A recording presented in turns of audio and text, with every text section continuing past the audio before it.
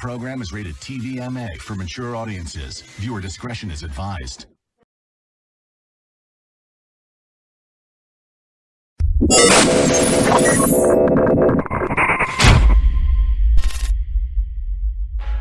Hello, this is Brendan McCreary from Oingo Boingo former members, and you are listening to X5 Radio. Yeah. Ross? You see, I added that little bit of a I did. I liked that a lot. I was going to actually continue that with the rest of the vowel sounds, but I figured that would kind of be pointless. So, and I'll just end that with my standard rock and roll. Hey.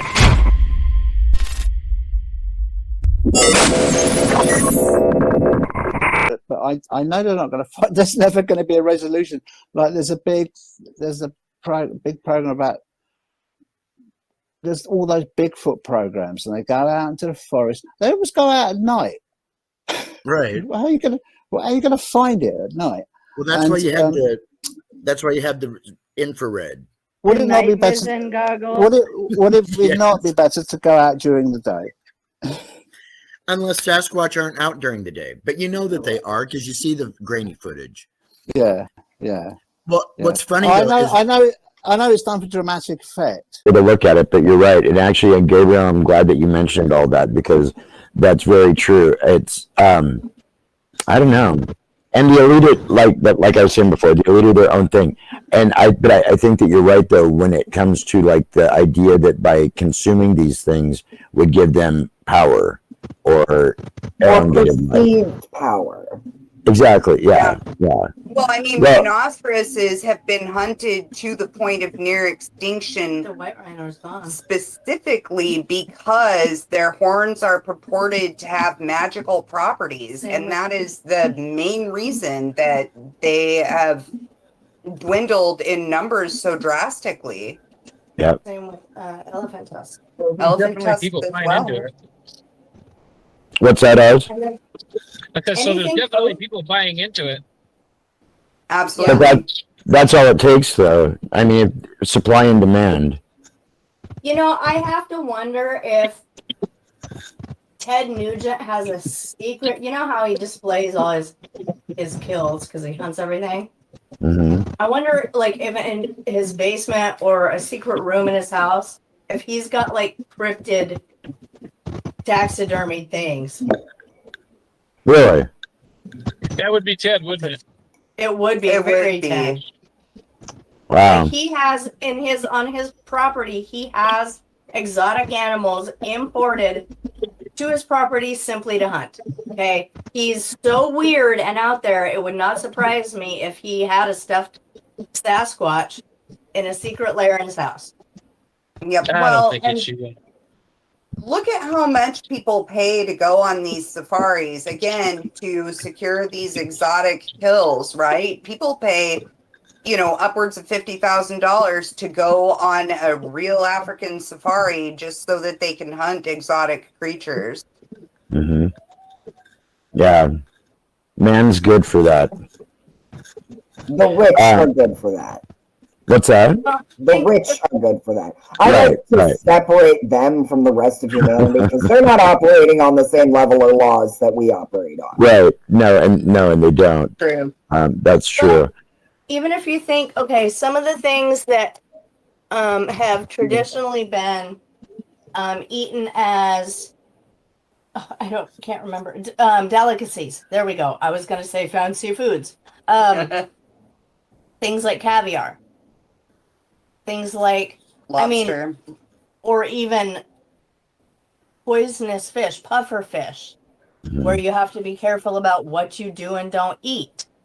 There's a lot of aquatic creatures that, particularly Asia, eat as delicacies. And some of them they eat live because they have beliefs behind it. Okay. I don't want us to, I mean, obviously, like I said at the top of this segment, that there's so many more waterways to explore than what we'll be able to in any real given period of time here. But I don't want us to run out of time before a couple of topics are brought up. One being the abyss. Okay. For those that don't know, The Abyss was a movie, came out in 1989, starring Ed Harris. And the premise behind it was that there was this experimental oil rig that was submerged on the bottom of the sea floor, right? So it was self-contained, and, you know, it had a crew of, like, I don't know, half a dozen workers on it and stuff. And so basically, the U.S. military loses a nuke, and they ask these oil rig people to go get it, right? So they have this crew come down, and they've got like this suit that, because it's so deep in the ocean, you have to breathe liquid oxygen because of the, you know, water pressure and such, things like that. And you have to be weighted and go all the way down, all the way down, all the way down. So Ed Harris does this, right? And he cuts the right wires so the nuke is neutralized, but then he doesn't have enough liquid oxygen to come back up, right? So he basically sort of, like, you know, oxygen hypoxics out, if you will. Okay. And when he wakes up, he is in some sort of craft structure, where the water has parted like walls, right? So there's air. So he's coughing and getting all this liquid oxygen out of his lungs and stuff. And then basically the aliens of the deep that have this whole, like, town structure down there, he's talking to them, saying, why are you doing this? Why haven't you revealed yourself? Blah, blah, blah, blah, blah. And they can't speak to him.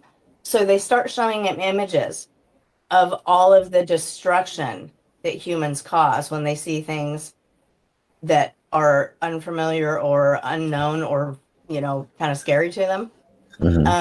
And basically tells him that, you know, that's why we haven't been available to you. And it ends with this entire thing coming up out of the water. And it's enormous.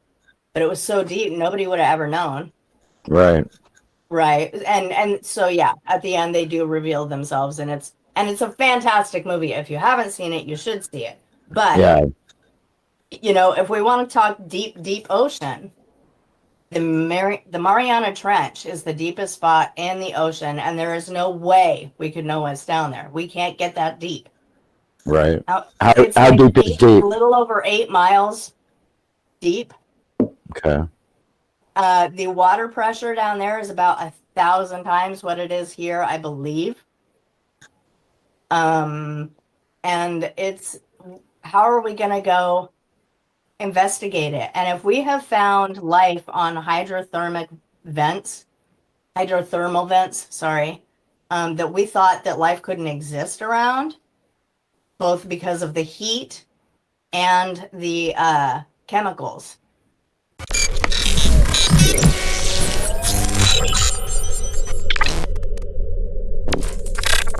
Is. So from the research that I did, first of all, they've done like simulations of comparisons between an on-the-ground explosion of any sort and an above-ground explosion of any sort. And an above ground explosion does way more damage than an on ground explosion. Right. So it may not necessarily have been nuclear, it may have just had the same force as a nuclear explosion. Right. The other thing was, I'm going to go back to the lack of debris from any potential impact. So if it was a craft and it had actually exploded, there would have been something left behind. Like you can't really vaporize metal that way, to my knowledge. And when that does happen, you end up with like the little metal balls, right? Mm-hmm. And they've dredged that area over and over and over again and have found nothing. Right. So, Oz. Yeah. What are your thoughts and views so far? I don't know a lot about Tartaria, but what I have researched has left me, and this is coming from the conspiracy king, a little bit doubtful that, I mean, because I kind of based what I researched on the building structures, you know, how that's a big factor. It's supposed to support Tartaria, but everything's documented, paperwork and timeline and existence of societies that made those structures. So I don't really know. I mean, I believe the giants existed. There ain't no doubt about that. I believe that. And but I don't know that Tartaria is exactly what they're making it to, what it's made to be in the eyes of people that, you know, follow it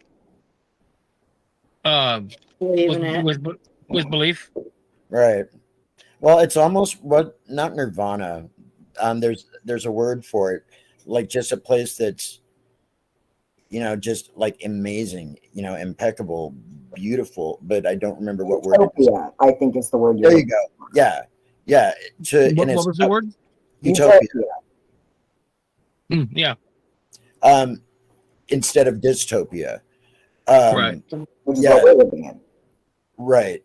The architecture, though, like what you mentioned, that's one of the things that always kind of draws me to it too, because you just don't see that anymore. So is that just a sign that, you know, it's like just, you know, from a forgotten age? But it seems like we've almost like gone backwards as far as what we're able to produce. And, you know, yes. Well, and also, like, I kind of have maybe not a theory, but just something that I like to consider that occurred to me recently, which is, you know, we've got the Tartarian Empire supposedly had these structures that were geared toward giants. Like architecture kind of stuff. Architectural stuff, yeah.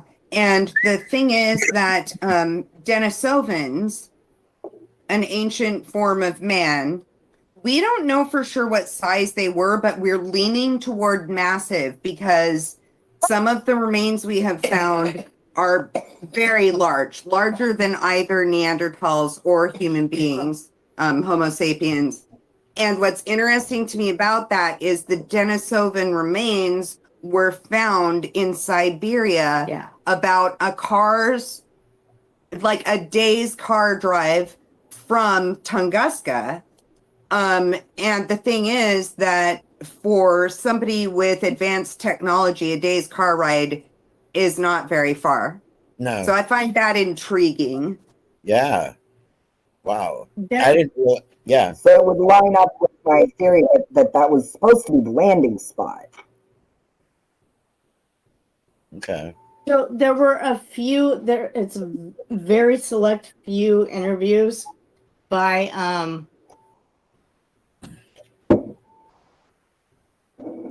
I look like tribal members that lived in the what?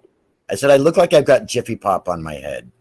We can't see anything but like a quarter of your face. Yeah, we anyway, can only so. see like half of your face on our screen. Really? Okay. Well, because move to one side. No, I'm right where I need to be. Okay, we can see you now. Okay. Can you? So okay. Yeah. Anyway, Jiffy Pop. So there were a few select very short interviews from like native tribal area members in Tunguska. This was, again, over 100 years ago. And there weren't many that even experienced any of it, witnessed any of it. Okay. And basically, if I remember correctly, and I'm sorry I can't cite my sources, but they basically saw the big flash of light and kind of felt a shockwave, if I remember correctly. Okay. But I gotta wonder, and I'm sorry I didn't do my research. I didn't know all of the intensive research that Gabriel did ahead of time. I feel called out. But I want to know if these particular tribal members had any like stories about giants in general. If that was part of their history or legends or myths or I think you'd have to do research.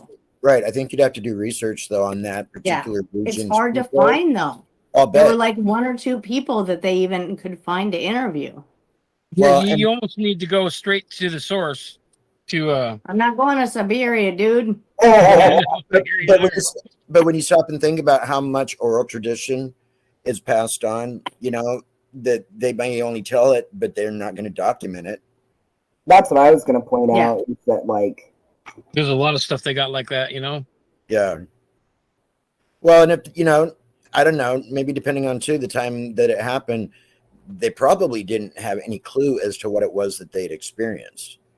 Absolutely not. I mean, even if you were to go back right now 30 years from today's date, we wouldn't know what this was like. You know, it's like with the internet now, everything's at our fingertips. You know, your information is right there. Whereas back picturing a modern drone. Yeah. That simple, you know? Yeah.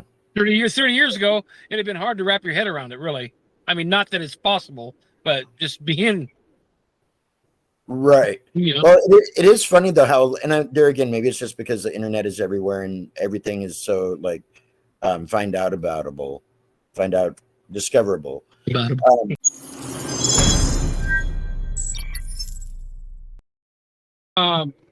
But every single one of them's got a more elongated snout. Not necessarily like a dog, but like they have hyenas. Ones that look like hyenas. Right. I don't know about chupacabra. I haven't heard that, but possible. I think chupacabra's been identified. Has it? So I believe it has.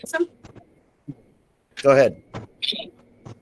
Something that's interesting that we've seen in research is that as animals become more domesticated, they get more baby-like qualities. It's supposedly an evolutionary trait that allows people to appreciate them more because people are hardwired to love babies. So they get cuter.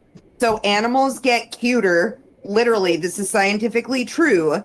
The more that they become domesticated, which goes to follow, I should say, the less domesticated an animal is, the more likely it is to have a pronounced snoot like that. So I'm agreeing with what Oz says in the sense that we do hear about creatures with these elongated snouts, and I feel like that's because they are further removed from domestication. Wow. Oops. That was the grandfather from Lost Boys. That I like that idea though, and that I don't. Is that a it's guaranteed?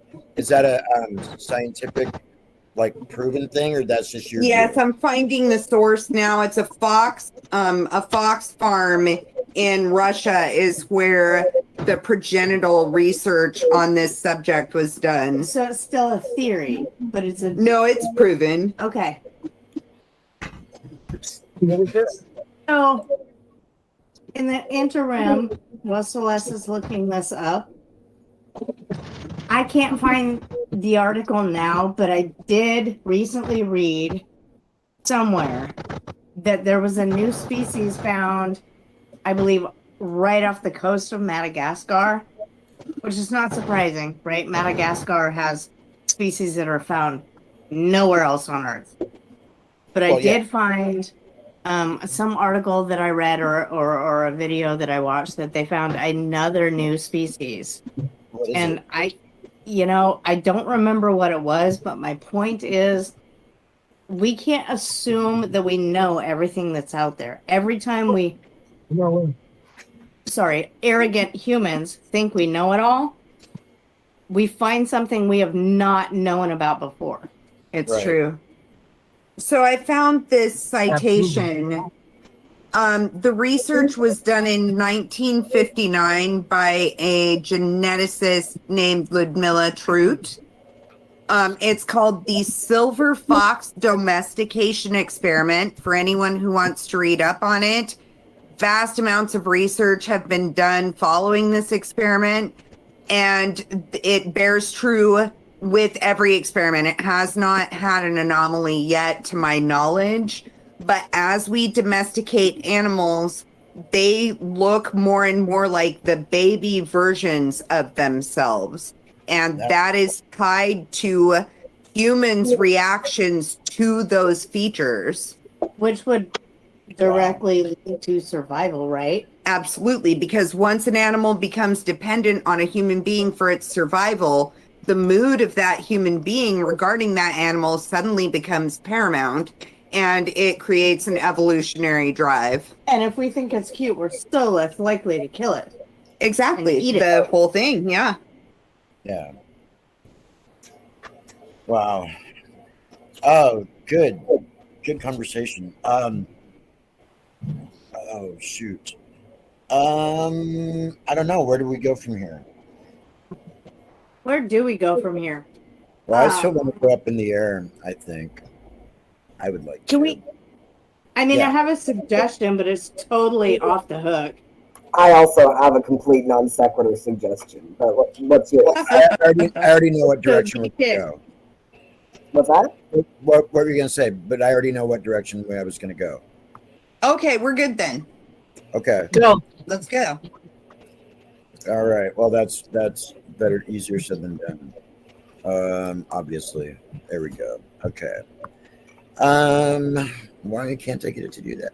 There we go. Okay, so what I want to do, I want to get to where you at? Can you make sure? Oh, good.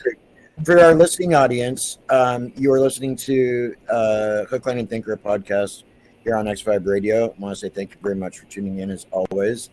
And you're familiar with what's going on because this is that part where I can't remember. There we go. Good. Can't remember for the life of me where I put these things sometimes. But guys, let me know if you can see and hear this okay. Okay, there's the scene. Hang on. Can you see that? Yep. No audio though. Yeah, you can? Okay. Oh, I see. It's muted. Never mind. Project Bluebeam is a conspiracy theory that claims that NASA and other government agencies are attempting to implement a New Age religion with the Antichrist at its head and start a new world order via a technologically simulated second coming. This theory was put forth by a man named Serge Monast, a Canadian journalist who published the theory in 1994. According to Monast, Project Bluebeam would involve several steps. The first step would allegedly involve faking discoveries that would discredit all fundamental religious doctrines.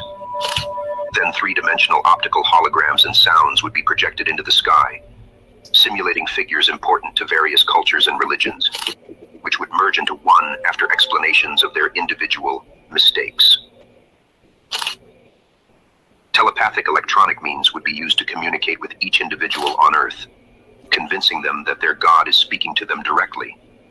The final step would supposedly use electronic means to create the illusion of an alien invasion, or the perception of the rapture and return of Jesus, to manipulate believers into accepting the new religion.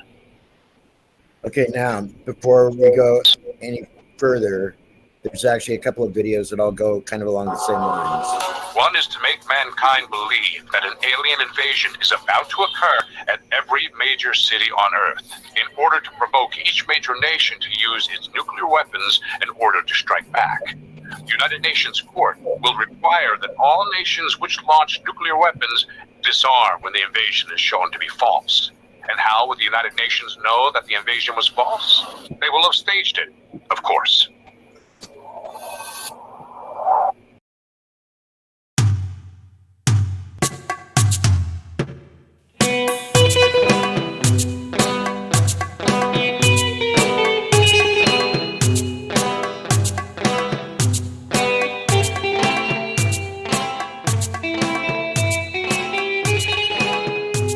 They will always remember me. They will remember you. I think as far as poop goes, that's probably some of the most beautiful stuff I've ever seen. Yeah. You know. Don't count your chickens. Here comes the what? Don't count your chickens. Oh, don't count my chickens. I won't. Okay, so back to the cryptid thing, though. Yeah, there's a number of cryptids out there. I actually overheard somebody conversing in town a couple days ago about the Jersey Devil. And they had actually been back in the Pine Barrens somewhat recently, back in the New Jersey area, and were actually on a little expedition looking for it. Yeah. And like, does anybody happen to recall the story or the legend of the Jersey Devil right offhand? I've heard of it, but I don't know the story. I don't know the Jersey Devil personally, so no, I can't speak to it. Now, I don't remember, and if anybody knows any of these statistics, please fill it in. I want to say 1800s, maybe, is when the legend started, and it took place back in the Pine Barrens, and it was a woman who had a number of children. Actually, she had 12, and by the time that she was pregnant with the 13th, something along the lines, she cursed it. She cursed the child, and supposedly that's what gave birth to this being that yes, Gabriel. Jersey Devil legend says it started in 1735. Oh, okay, even further back. Okay. Well, for 13 kids, I'd curse them too. But you know, back then though, large families were pretty commonplace. Well, In they fact, had children. Manage the farm. Yeah, they had children to do work, so they were. Right. They were well, and I don't know. Go ahead. I just have to say, in the storyline, what have you, I'm just going to say the power of the words that we speak. Words have power, and we do create with our words. In scripture, it says there's all kinds of things about word, but we can curse a generation by the things that we speak. So that's real. I'm just saying. Could you imagine, though, if the words were that powerful, and I'm not saying that they're not, but if they were that powerful, that by laying that kind of a curse on something, that it could actually manifest in that kind of a creature? It's real. That says something. I believe. Hallelujah, Jesus. Well, Amen. yeah. Gabriel, does it give a description of the Jersey Devil by any chance? It does. So it says, I'll just read it off the Wikipedia. Go for it. According to one story, in 1735, a woman named Leeds was giving birth to her 13th child and exclaimed, "Let the child be the devil." The child, though born normally, immediately grew wings, tail, and claws and flew out to the Pine Barrens, supposedly beating everyone with its tail before flying up the chimney and heading into the pines. Wow. I've been here too. Has anybody ever been out to New Jersey before? I've never been further east than Utah. Okay. I've been there. I've been MommaHeart? well, I have when I lived in New York. You went to the Pine Barrens? Well, I didn't go there, but I was in Jersey. And I had not heard of that, or I would have gone straight up looking, because I am curious like that.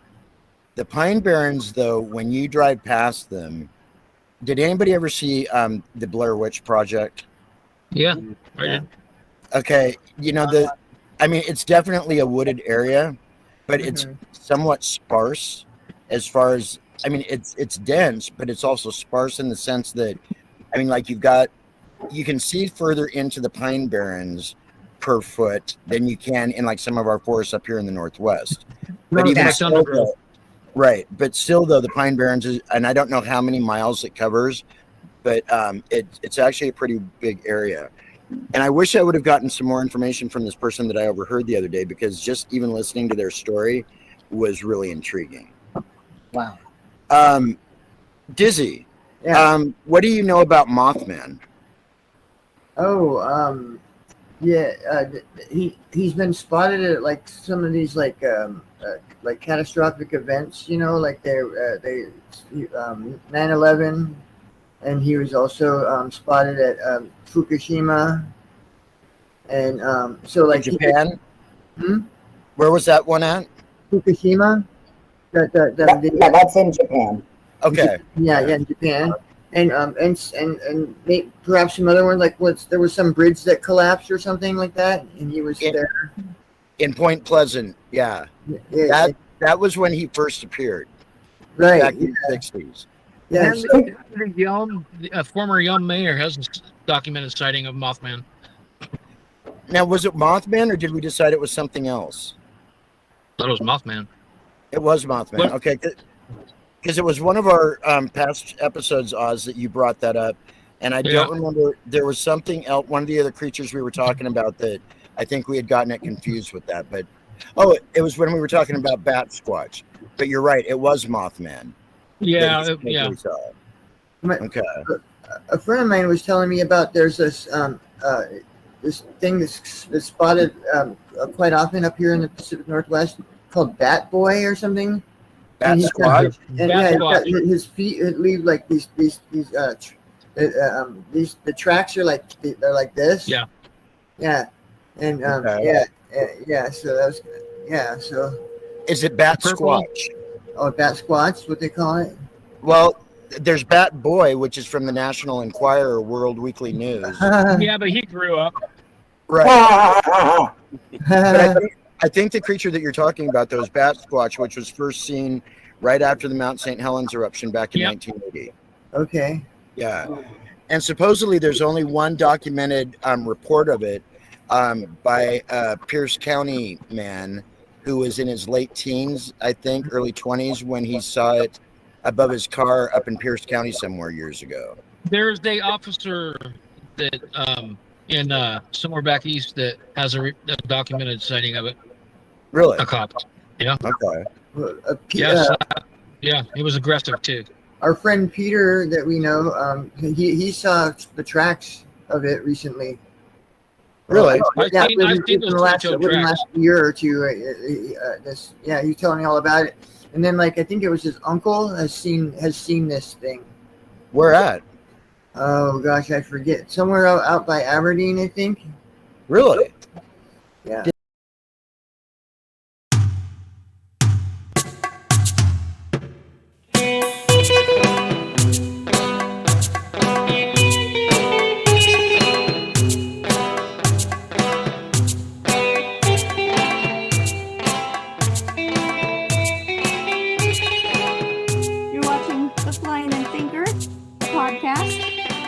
With our host, DJ D Phoenix, myself, DJ Fury, and Celeste. We're glad to have you back. Thanks for having me. I'm glad you could be here. And I'm glad that everybody's here with us. Thank you very much again, as always, for tuning in and checking us out. On the last segment, we were talking about Antarctica. Not that we've covered enough base there on that one, because I mean there's an extensive amount of conversation that can happen about that. And we're screen sharing. Well, I don't need to screen share yet. Okay, let's try that again. Anyway, so let's see where it's going to take us from there, because I don't know, like I said, how this all is lined up. So one more time, I'll try and share. And there we go. Okay. So now we're back to normal, how it used to be. There we go. Come on. Why want to do that? There we go. Okay. So let's see. We did also talk about how planes avoid the firmament in the Antarctica. Didn't we? Yeah. We did. Yeah. Okay. I thought so. Also, before I forget. Yeah. Hang on. Yes. Yeah. There is a very restricted fly zone over Antarctica that nobody is supposed to fly over. Right. Okay. Yeah. That was my tidbit. All right. It looks like we are moving on to Dogman. Briefly.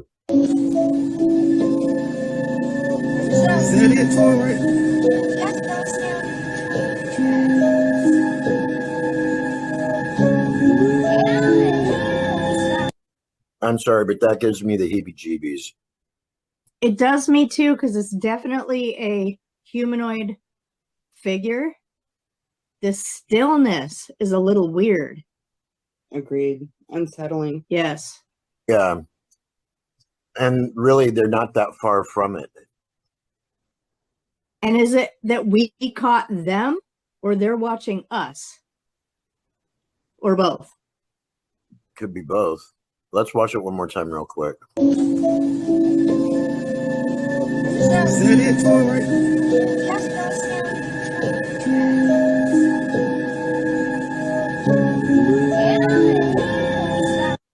I would be grabbing those kids so quick. I wouldn't even, me personally, my kid would have been running with me so fast. Oh my gosh. Yeah. Absolutely. I mean, and from where they were at too, even though we pretty much had the same perspective, that thing was close. Close enough. Right. Too close. Yeah. But no indication as to where that was though, either. To me, it looked northwest-ish. Canada, up here, it looked like that kind of vegetation, but it's hard to tell. Right. And yeah, I mean, it could also be East Coast though too. So I mean, it is hard to say without any real context. Okay, so here once again is another Dogman, and here we go.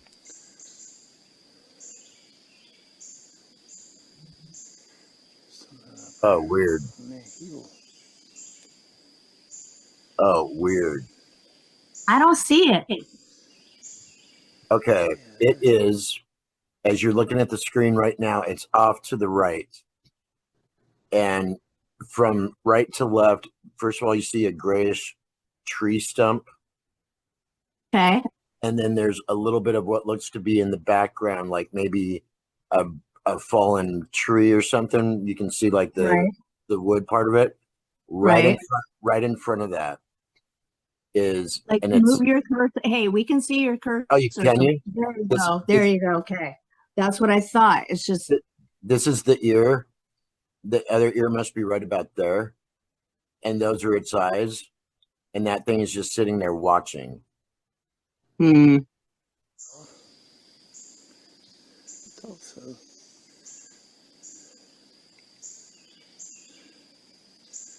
Maybe that red one with the black face. Oh, looks like him. And you can see its ear move every once in a while. Could be the one that run by too. Ooh, I saw it. I'm sorry, that's still way too close. Agreed. Why don't these people run? Probably because part of their mind probably doesn't actually compute as to what they're seeing.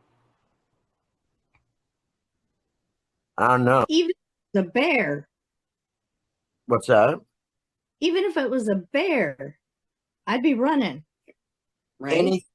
Anything fur covered in the woods is too much of a match for me. I'm not going to hang out and try to figure it out if it's a beaver or a grizzly. or Sasquatch, I'm out. And in this case, it's Dogman. For those of you that don't know what Dogman is, it's the closest thing to a werewolf that you could possibly think of. And actually, even where we're at in Thurston County has had its share of sightings as well. Is Dogman?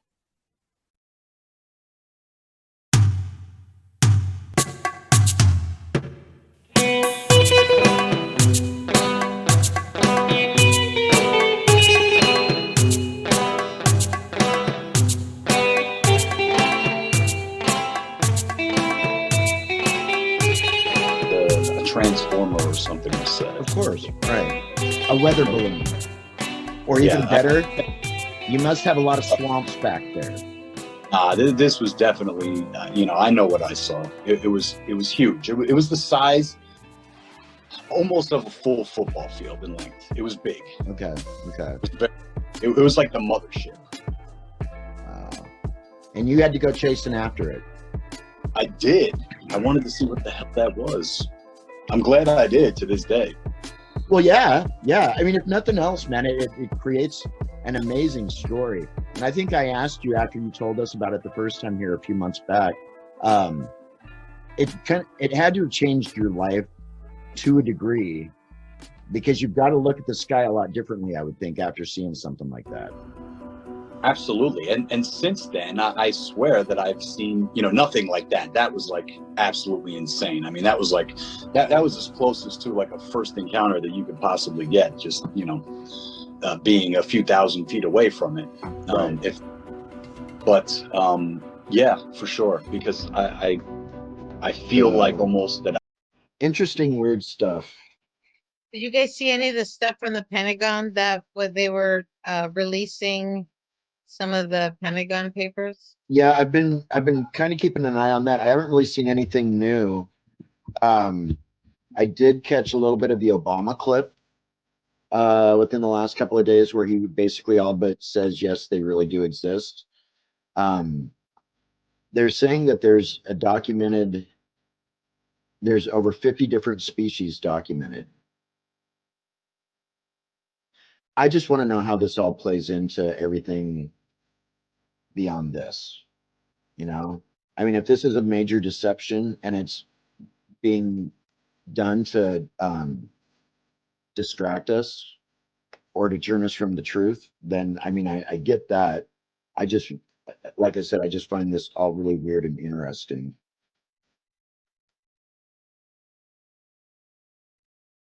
But like I said, he hasn't jumped. What's up with you, Doug? What's up? I'm giving you credit. I haven't talked to him about it. I don't think I've talked to him about it. No, you haven't.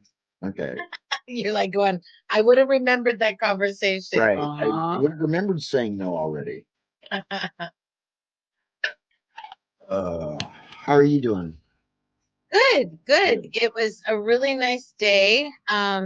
Some of my clients have been having a lot of upheaval a lot of upheaval. So I don't know if it's just energetically a lot going on for everyone, or maybe the lockdown has gone on too far, but just a lot of people are having, and so there tomorrow, in 2 days, I think there's a full moon, which the moon, is the ocean is drawn by the moon. So it's water. We're 98% water. So there could be something to the effect of the pull and the strength of the moon. Many people have astrological, the Jupiter's in the thing and the thing and the thing. Right. But I believe everything is energy, and a lot of times things are cultivated by what we're allowing in the suitcase up here. But it's also pulled by the moon and the stars. I mean, it all plays in effect. So that's been interesting. I'll bet. Yeah. You said something, and I've actually heard them start to talk about it on the actual radio, which is that 14 months or more into this now, that people are tired of it. People are more than tired of it. They're like, it's beyond frustration. It's to a point where like people are, you know, you need to take the binders off of us because we need to get back to some kind of a life.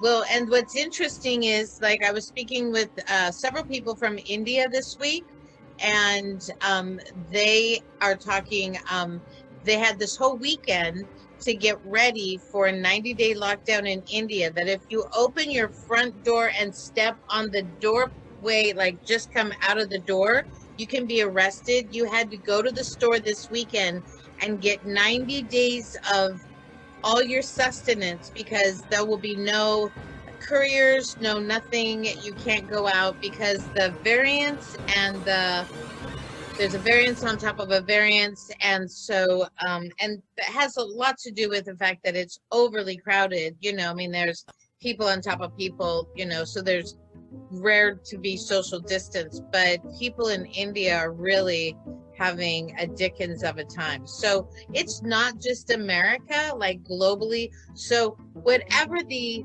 agenda is, because I think there's a lot of things at play they're not being honest about.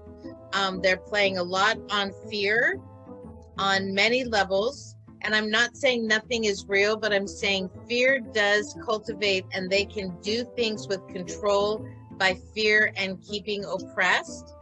And evil continues when good men do nothing. So I don't know where the hell good men are. And I really believe, and science too. Yeah. And you know, this whole 5G thing, where we're switching from 4G to 5G. We kind of touched on this before, but 5G is the technology that's going to be responsible for holograms. It's hologram technology, where, you know, you can create these massive projections. So, you know, when you think about all of this, and then we're talking about UFOs and visitations, I mean, maybe they're in contact with them, maybe not. Maybe they want to create a false landing, you know what I mean, through, you know, using some 5G hologram technology, create a fake encounter or invasion of that UFO keeps coming up to deceive people.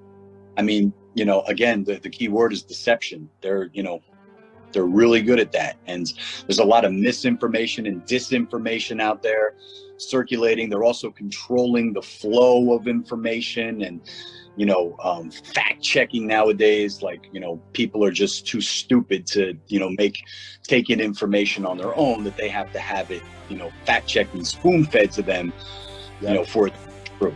And you know, when you take all of this in and you know where we're at in time, it kind of starts to feel like there's like an assault on that way of thinking, that, you know, people that believe in God or Christianity or, you know,